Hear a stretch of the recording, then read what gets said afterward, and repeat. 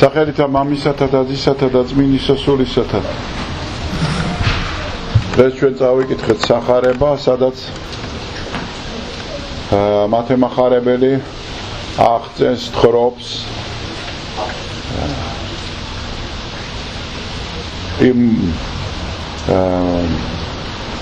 ხატავს უпроსტորეთ იმ სურათს, როცა მოციქულები ტბაში აღელვებულ ტბაში, რომელიც დახრჩობას უპირებდა მათ, ამ ტბაზე მომავალი მაცხოვარი შეხვედრა მოციქულების და მაცხოვრის და შემდეგ უკვე პეტრეს სურვილი იყოს ქრისტესთან. ასე მოციქულების და მაცხოვრის შეხვედრა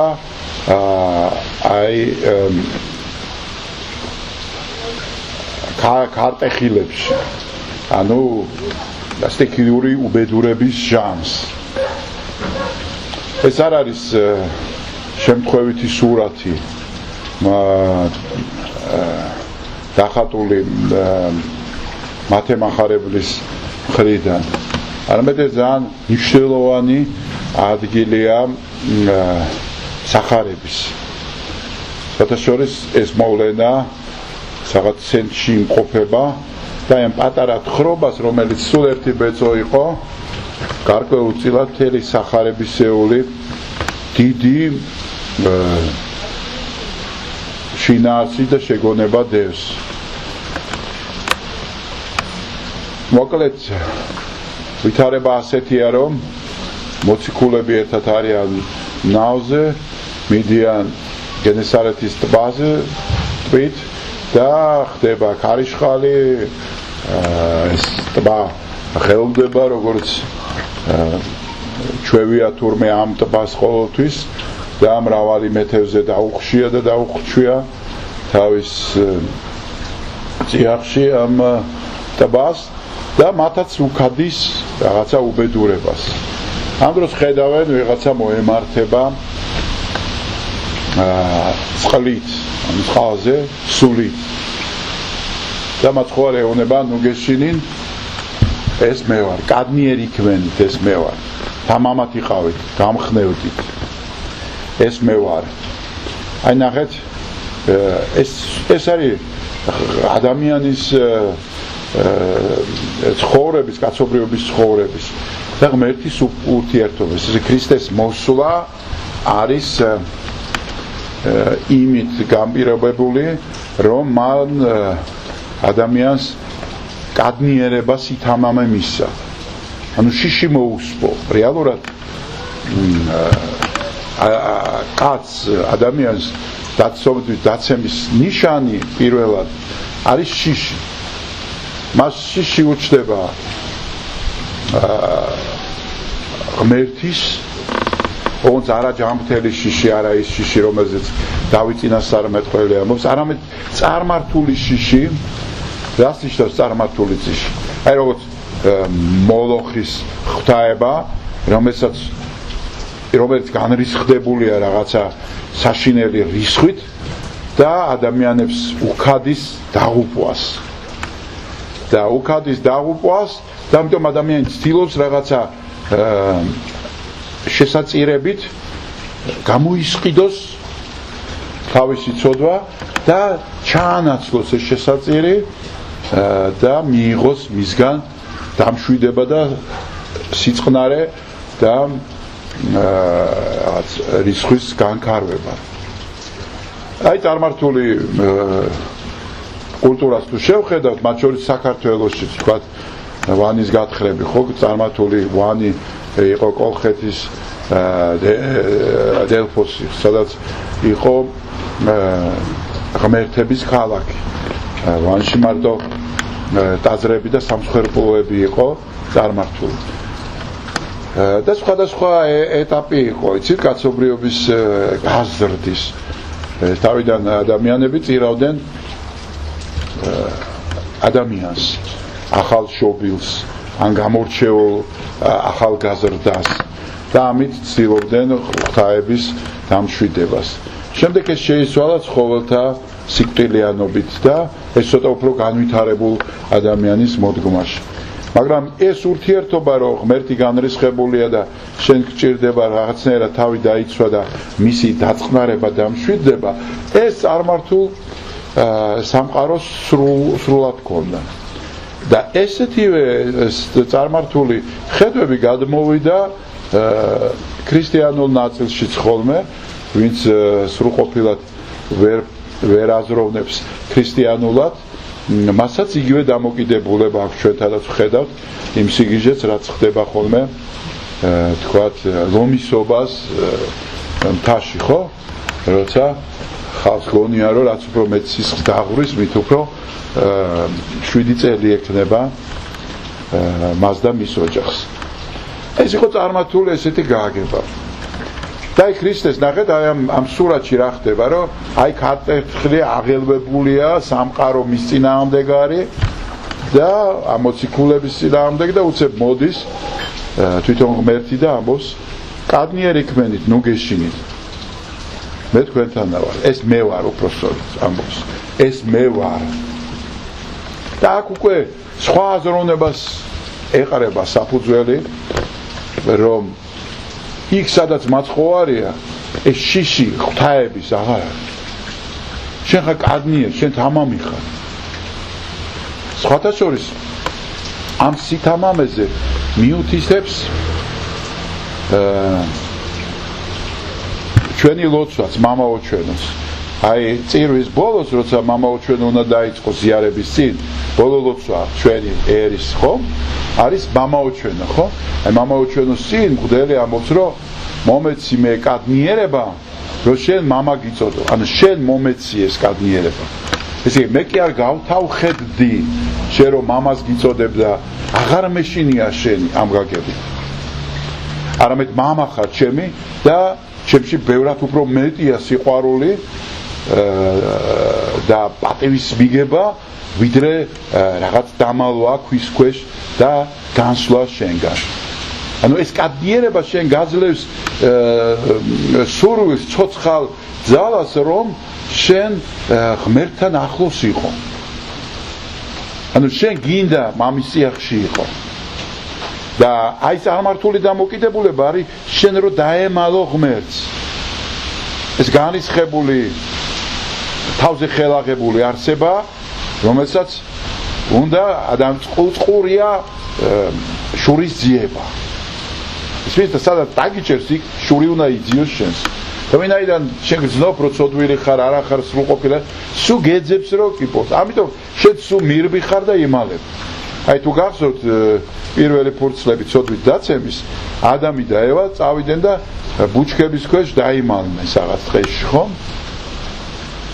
და ღმერთი ეკითხა, სად ხარ ადამო? და დაიმალა. გაუცხოვდა ღმერთთან. იმიტომ რომ ცოდვამ დააშორა ის. რაღაც ისეთ მდგომარეობა არის, რომ ადამი ამბობს, რომ შიშველი ვიყავი და დაგემალე. მაგრამ შიშველი მანამდეც იყო ადამი, ხო? მაგრამ იწყებს მალვას. სიშიშველი როდის არის? სიშიშვლეთ როდის ითვლება? მაშინ როცა უცხო თვალი გხვდება შენ. როცა უცხო თვალი არ აქვს შენ, შენთვის სიშიშველი არაფერია, ხო? ადამიანი მარტო ოთახში არ არის, არ მეუღლეები ერთმანეთთან, თქვა არა პრობლემა, იმიტომ რომ უცხო თვალი არ არის. რაღაცა ის შურიანი მეძიებელი თვალი არ არის. და უკვე რაღაც ის თვითონ შიშიშვლეს გრძნობს, ესე იგი ეს ნიშანია იმის, რომ შენთვის ღმერთი უცხო თვალი გახდა. აღარ არის მამა, ზრუნველი, მოსიყვარული, არამედ უცხო. და უკვე აი ადამიდან იწყება ეს წარმართული ხედვა, რაც უფრო მიდის კაცობრიობა, ვიდრე აბრაამამდე, თქვა ნოემდე მაგალითად, მერე აბრაამამდე, სულ არის ეს გაქცევა, შეწირვა, შეწირვა, მათ შორის აბრაამიც გახსოვთ ხომ, რომ წირავს თავის ძეს, იმიტომ რომ ღმერთმა უთხრა. მაგრამ ჩვენ რო გითხრას ღმერთმა შვილი შემომწირეო, ჩვენ ამას არ გავაკეთებთ. და ვინც გააკეთებს, იქნება სატანისტი. და სატანისტები აკეთებდნენ მართლა და ეგონათ რომ ღმერთს ელაპარაკებოდა, აი აბრაამს ხო უთხრა, იმას ხო. მაგრამ რატო იყო ეს აბრაამისთვის გასაკეთებელი და იმისთვის არა? იმიტომ რომ აბრაამი იმ კულტურიდან გამოდიოდა, სადაც შუა მდინარეში, სადაც ამ ღვთაებას ყოველთვის ადამიანს წირავდა. და ეს იყო ბუნებრივი, რომ ღმერთმა მოგთხოვს შენ შვილის შეწირვა. ამიტომაც მისთვის უცხო არ იყო სხვის შეწირვა, თუმცა მას პირადად თვითონ არ შეუწირია და არც გააკეთებდა, არც გააკეთებინა ღმერთმა. მაგრამ აი ეს წარმართობა, რომ გამძვინვარებული ღმერთი უნდა დაამშვიდოს, სულ მოდის. და ვიდრე ქრისტემდე მანამდე კი იყვნენ წინასწარმეტყველები, რომლებიც ღმერთის თან ურთიერთობა აიყვანეს როგორც აღთქმის დადება, რომ ღმერთი შენ ცნებების შესრულებით გაცხონებს. ან ძველი აღთქმა რა არის, რომ ცნებების აი მოგეცი მე კანონი, შეასრულე ეს კანონი. და ჩემთვის აღარ არის მსხვერპლი, აღარაა საჭირო ეს დაკლა, მოკლა, ჩაქოლვა, არ არის საჭირო. ჩემთვის არის აი აკეთე ღვთის სათნო საქმე. და იქ ცნება, ვთქვათ, მოსე 10 მცნება დაუდო ებრაელებს. ნუ აი წარმოიდგინეთ მე-15 საუკუნე ჩვენ წელთ აღრიცხვამდე და კაცის ჭამა ეპოქებია, ხო? რა ვიცი, ადამიანი არის სასტიკი და მაგრამ 10 მცნებას აძლევს ღმერთი, აი იმ კაცობრიობაში რამხელა წინ გადადგმული ნაბიჯი იყო. 10 მცნებას ჩვენ ვეთამაშებით ხოლმე და ვითომ ქრისტიანებისთვის 10 მცნება მართლა არაფერი არ არის შესასრულებლად, იმიტომ რომ როგორ შეიძლება ადამიანმა 10 მცნებაც ვერ შეასრულოს. ხო, როცა ქრისტეს მოაქვს უკვე ზიათი მცნების ტოლი მცნებები, რომ სრულყოფილი ყავით, ვითარცა მამაი თქვენი ზეცათა სრულყოფილას. რა არის 10 მცნება, არა კაცს კლა. რატო უნდა მოკლა კაცი, არავინ არ კლავს კაცს დღეს. ხო, მაგრამ აბა მოდი შეასრულე პატივიეც მამასა და დედასა შენსა. აბა შეასრულე არა გინდოდეს, ასურვილი არ კონდეს სხვისი ქონების დაუფლების. შეასრულე ის, რომ ამაოთ არ იმეტყველო ღმერთზე.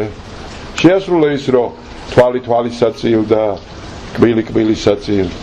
არო რაღაცა რო დაგიჟავებს ადამიანი ძველ აღთქმაში იმავე სასჯელით დასაჯე და არა მეტი. ამოგიგდო ერთი კბილი, აბა ამოუგდე ერთი კბილი შენ მარტო. ხო? ჩვენთან რო ვიღაცამ სილა გაგაცლას ან შეგაგინოს, შეიძლება მოუკლა კიდევაც. ცემო 10-ჯერ მეტი უკნა ვიდრე იმან გიქნა. ანუ ეს იყო მართლაც რაღაცა საოცარი იმ ეპოქისთვის. ნუ დღეისთვის კიდევ ვიძახი რომ ბევრი რაღაცა შესრულება ჭირს უკვე 21 საუკუნეში, მაგრამ მაინც ამ ამაღლებულ თემაში, როგორც მაცხოვარმა მოიტანა ცხანატარების სახით და იმ ჰიმნებით, რაც მაღალი მორალური და ზნეობრივი კოდექსების საფეხური დადო, რასაკვირველია, ეხლა უკვე 10 მცნება არაფრად არ მიგვაჩნია. და აი უკვე კაცობრიობა მოდის და აი მოვედით ქრისტესთან, რომელიც ამბობს, რომ მე ვარ ნუ გეშინით. მე უკვე მოვედი თქვენთან და თქვენ არაფრის აღარ უნდა გეშინოთ. არაფრის. კადნიერად იყავით. და აი ზიარების წინ ვამბობთ, რომ მამა უჩვენოს რომ გეძახი, შენ მომეცი ეს კადნიერება. და მართლაც საოცარი რამ არის, იმიტომ რომ თვითონ ნუ გეშინინ ეს სიტყვა, ეს მოწოდება მაცხოვრის არის ყველაზე ხშირად ნათქვამი მისი ფრაზა. წარმოგიდგენთ, სახარებაში ყველაზე მეც ამბობს არ შეგეშინდეს. იმიტომ რომ ამ შიშმა დააკნინა ადამიანი, მოიცვა და ამ შიშმა განარღვი ადამიანი, განრღვეული რო იყო, პარალიზება მოახდინა მისი სულიერი ცხოვრების. საერთოდ ზოგადად ცხოვრების, მაგრამ განსაკუთრებით სულიერი ცხოვრების პარალიზება მოახდინა და ნუ გეშინინ მე ვარ.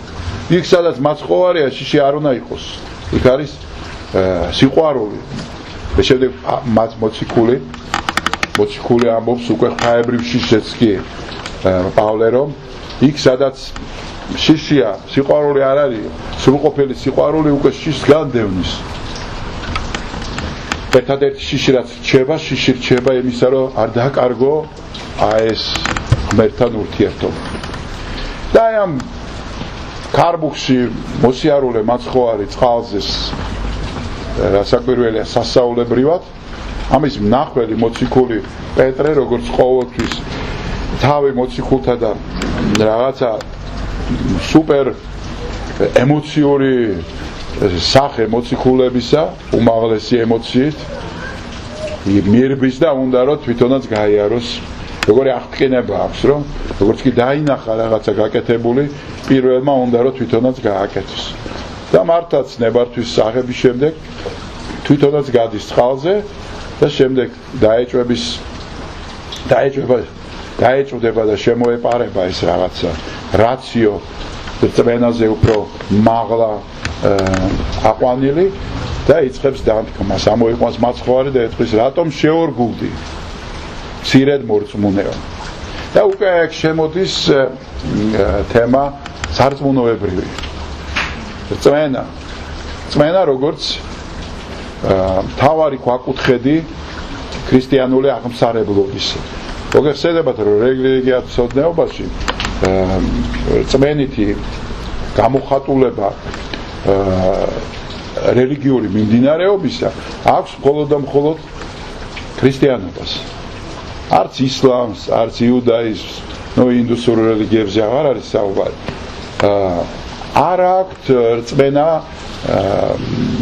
თავარ ქვაკუთხედად და არც აღმნიშვნელი მათი რელიგიური მიკერძოებისა ჩვენ ვამბობთ რომ ჩვენ გვწამს და ჩვენ გვაქვს სარწმუნოება მუსულმანი არ ამბობს რომ სარწმუნოება ის ამბობს რომ მე მაქვს კანონი ღმერთის და ამ კანონს ვასრულებ მე არ ჭირდება რწმენა მე ვიცი აგერ წერია მუხამედმა თქვა ალაჰის სიტყვა ჩაიწერა და მე ამის შესრულებას შემთხვევაში საერთოდ არ ჭირდება რწმენა მე მჭირდება ვიყო ერთგული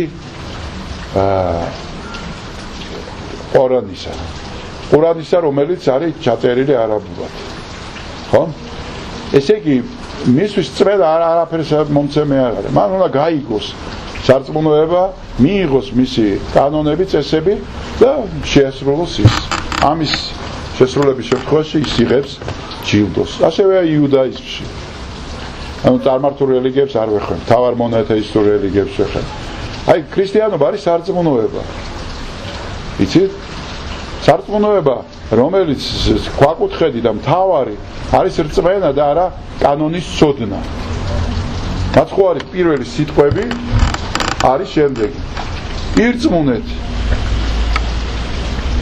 სახარების და შეინანეთ სახარება ეს წიგნს არ გულისხმობს იმიტომ რომ მაშინ როცა მაცხოვარი ამას ამბობდა სახარება არ არსებობდა სახარება ნიშნავს ის რაც მე გახარეთ სახარება თვითონ ქრისტეა ან თვითონ არის ის სიხარული ის უწყება ის სიტყვა რომელიც მოვიდა ღმერთისგან მიწაზე და ირწმუნეთ ნათელიღეთ რომელმა ნათელიღოს ირწმუნოს და ნათელიღოს იგი სხონდეს რომელმაც არა დაისაჯოს მოგვიანებით ამას ხშირად იმეორებს მაცხოვარი რომ რწმენა არის გადარჩენის აუცილებელი პირობა რახეთ არ ამბობს კანონები იცოდეთ არ ამბობს წესები შეისწავლეთ არ ამბობს რაღაცა საკრალური ადგილები გამოყავით და იქ ეთაყვანეთ წადით იქ იარეთ იქ მეტანიები აკეთეთ იქ არაფერს არ ამბობს ცოცხალი ღმერთი ირწმუნე და ეს ცოცხალი ღმერთის რწმენა მოგცემს შენ მასთან ურთიერთობას გაგიცოცხლებს ცხოვრებას შენ კი არ იქნები წესების შემსრულებელი არსება არამედ ცოცხალი რწმენა გექნება შეიძლება ბევრ რამეში წესების მხრივ არ იყოს შენ ცხოვრება გამართული მაგრამ როგორც პავლე მოციქული ამბობს კანონი უბრალოდ მაცხოვარი ამბობს კანონი ადამიანისთვისაა შექმნილი შაბათი და არა ადამიანი შაბათისთვის კანონის შენ წესი გეხმარება რომ საყრდენი გქონდეს რომ ბოლო-ბოლო ამ წმენის ქარტეხილებში, აი როგორი დღეს იყო ქარტეხილი, ხო? გეცემარის გერგესეველთა ტბაზე. ასეთივე ქარტეხილში შენ რაღაცა საყრდენზე იყო, იმ ნავში იყო. ეს ნავი ხო სიმბოლოა ეკლესიის. აი ნავში ამ წესებში იყო, მაგრამ შენი სიარული მაინც ღმერთთან ამ წყალზე გავლა. წმენით გავლა ამ წყალზე. სადაც რასაკვირველია არის შეცდომები, სადაც რასაკვირველია არის ეჭვები. ყველაფერი და ეს ხო სიცოცხლეა და ეს სიცოცხლე ხო ამით არსებობს. სიცოცხლე ორგანიზმი იმით არის სიცოცხლე, რომ მას სწორედ ეს დაავადებებია, ბაცილებია და ბაქტერიებია, რაღაც უბედურებები. ხო ყველა ადამიანს ეს სიცოცხლეა, გარს არ აქვს არაფერი. და არაფერი არ აქვს. არც წოდავს უკვე. ვერაფერს ვერ აკეთებს. და ჩვენს თუ ამ კანონით ცხოვრებით დაუკმაყოფილდებით უბრალო შესრულებებით ჩვენს მკვდრებს მივემსგავსებით. გახსოვთ მას ხო არ ეუბნება აცადე მტართა დამარხონ თავი ათი მკვდარი. შენ მე გამომყევი. მამა შენს დამარხავენ, იმიტომ რომ ის ხალხი ვინც იქ არის და რაღაცა კანონებით ცხოვრობს, ეს კანონები მხოლოდ და მხოლოდ ასამარებს ადამიანს. და უკვე ასეთი საფუძველ ჩაყრილ ეკლესიაში, რომლის ერთ-ერთი ჩამომყალიბებელი თავი არის პავლე მოციქული, ისიც ესე განიკითხავს თავის დაარსებულ ეკლესიას გალატიაში, რომ ვინ დაგაბრუნა თქვენ კანონში. ქრისტე მოვიდა გაგანთავისუფლად ყველანაირი კანონისგან. თქვენ მოგცა თავისუფლება. ანუ შენ მოგცა თავისუფლება რას ნიშნავს? შენ მოგცა შეცდომის დაშვების უფლება. შეცდომა დაუში რა მოხდა ეს?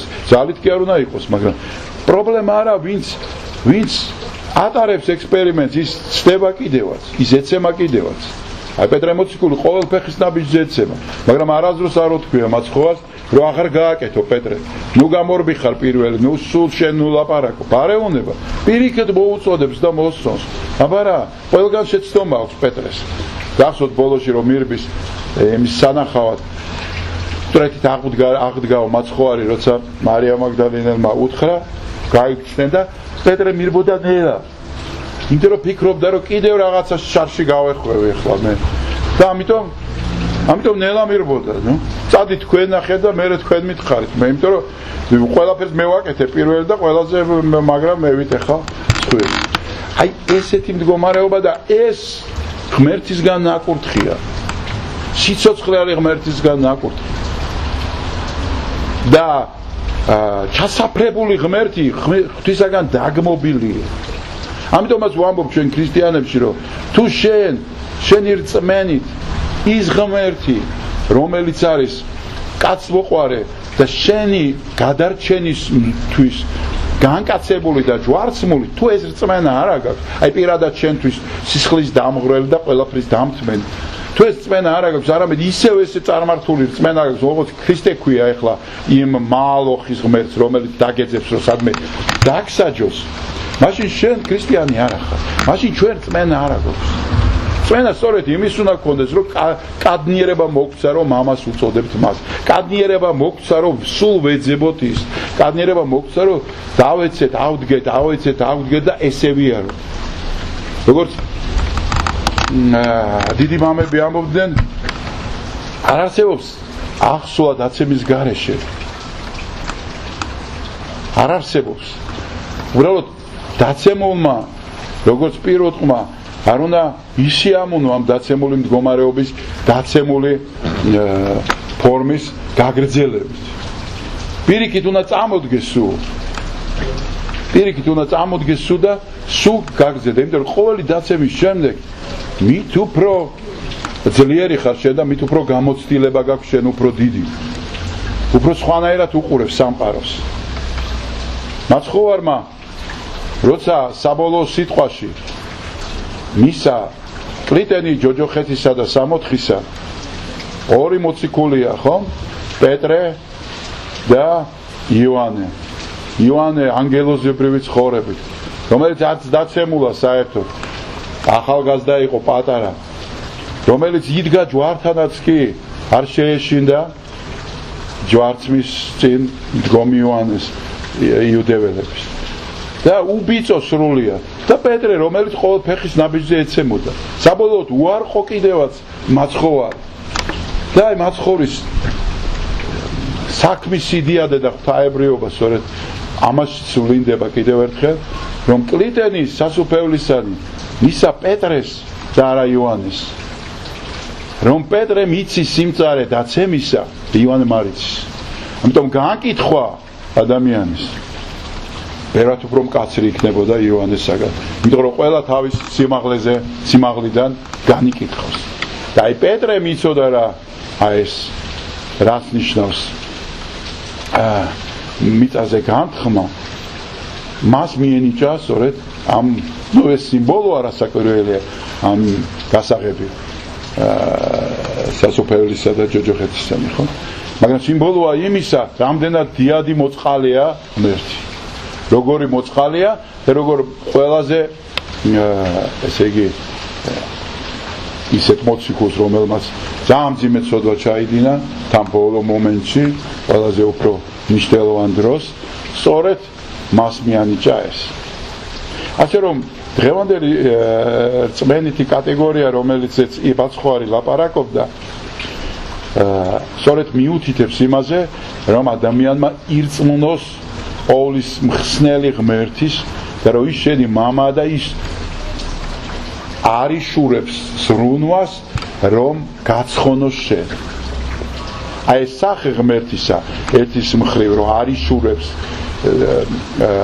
ესე იგი ძალას რომ გაცხონოს შენ და ეძებს მიზეს რომ ხელი მოკიდოს და ამოგიყვანოს და მეორე სახე იგივე ქრისტეს ჩვენ მოусვეთ ბევრ მოძღვარს რომლის ქადაგებიდანაც გამოდის რომ ქრისტე არის ჩასაფრებული რომელიც ეძებს როგორ დაგიჭიროს ეხლა და დაგღუპოს შენ ხშირად არის ეს კაცრი ტონი და თუ ისააკ ასური უდიდესი მოღვაწე საეკლესიო ამბობს სწორედ ესეთ რამეს რომ ღმერთი არ არის სამართლიანი იმიტომ რომ სამართლიანი ღმერთი სამართლიადად მოგექცევა შენ არ გექცევა სამართლიანი შენ ცხოვრებაში ეს არ ვლინდება აბა ჩვენ ცხოვრებას გადავხედოთ რისი ღირსებიც ვართ ის გვაქვს და არამედ მოყვარულია და ის ამბობს კიდევ უფრო ძიმე სიტყვებს ვინც ეძახის ღმერთ სამართლიანს ისაკასურად ის არის ღვთის მგმობარი იმიტომ რომ ღმერთი არის მხოლოდ და მხოლოდ სიყვარული თუმცა ეს არ ნიშნავს უსამართლობას და მიკერძოებას ვიღაცა აიყვანა და შეიყვარა და ვიღაცა არ შეიყვარა და მოიცვა არა ამას არ ნიშნავს მაგრამ სამართლიანობის საფუძველი ქრისტიანული არის სწორედ სიყვარულზე დაშენებული და ეს სიყვარული თუ არ არსებობს სამართალი არაფერი არ არის არავის არ ჭირდება ეს რაღაცა მშრალი და ბრტყელი სამართალი ვის რათ უნდა სამართალი და რამე რას მოიგებ იმით რომ სამართლიანობას განაწესებ და ეს არის ჩვენი აზრი ერთმანეთს სამართლიანად მოვექცეთ სამართლიანობა მოითხოვს რომ მოვივალ ადამიანთან და დიდი ცხვირი რო აქვს ვეთქვი რომ დიდი ცხვირი გაქვს სამართლიანად ვლაპარაკობ სიმართლეს ვლაპარაკობ მაგრამ ეს სიმართლე იქნება არ იქნება ამიტომ ამ სამართლიანობას თავისი სხვა განზომილება აქვს ქრისტიანობაში და ეს არის სიყვარული თუ სიყვარული არ დევს ამის საფუძვლად და ამ სამართლიანობას სიყვარულამდე არ მიყევხარ მაშინ ეს სამართლიანობაც უკვე თავისთავად კერპი ხდება და ეს კერპი კიდევ არის ითხოვს სხვერპს და მსახურებას და დეზორიენტირებას ადამიანისას მერტმა მოგცეს რწმენა იმისა რომ ქრისტე თითოეული ჩვენთაგანისთვის მოვიდა მხსნელად და არც უნდა დაგვავიწყდეს ისიც რომ არა მარტო ჩვენთვის მოვიდა არამედ მე ვისაც ვხედავ და უყურებ ყველა მათვისაც მოვიდა და მათთვის აქვს საგანგებო პროექტი მის ცხოვრებაში მერტმა დაგლოცოთ და გაგახარით